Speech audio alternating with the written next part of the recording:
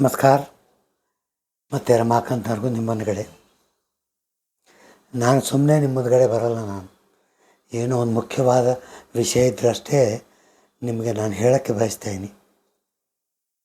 ಇದು ಇವತ್ತಿನ ದಿನಾಂಕ 8ನೇ ತಾರೀಕಿನ ವಿಶೇಷ ಸುದ್ದಿ.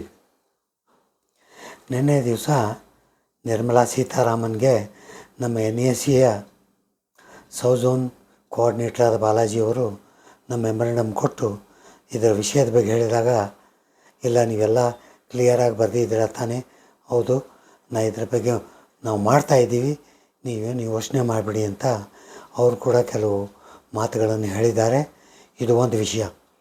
ಆಮೇಲೆ ನಿನ್ನೆ ಮಾಂಡ್ವಿ ಅವರು ಕೂಡ ಕೆಲವು ಸ್ಟೇಟ್ಮೆಂಟ್ಗಳನ್ನು ಕೊಟ್ಟಿದ್ದಾರೆ. ಈಗ ಪೇಪರ್ಗಳೆಲ್ಲ ಬಂದಿದೆ, ನೀವೆಲ್ಲ ಓದಿರ್ಬೋದು.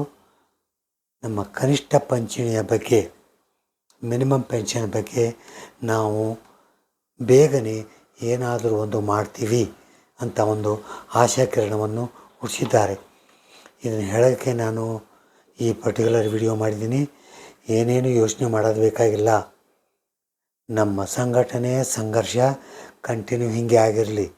ಇವತ್ತೆಲ್ಲ ನಾಳೆ ನಮ್ಮ ಜಯ ಡೆಫಿನೆಟು. ಗೊತ್ತಾಯ್ತಲ್ಲ? ಜೀವನದಲ್ಲಿ ಜಿಗುಪ್ಸೆ ಎಂಬುದು ಬೇಡ, ಆಸೆ ಎಂಬುದು ಇರಲಿ.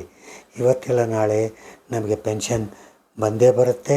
ಹಾಗೂ ನಾವು ಗಂಡ ಹೆಂಡತಿ ಏನು 2 ಹೊತ್ತು ಊಟ ಮಾಡಿ ಇರಬೇಕಂತ ಏನು ವಿಚಾರ ಮಾಡ್ತಿದ್ದ ಇಲ್ಲ, ಆ ಜೀವನ ಬರೋಕ್ಕೆ ಅದು ಕಾಯ್ತಾ ಇದೆ.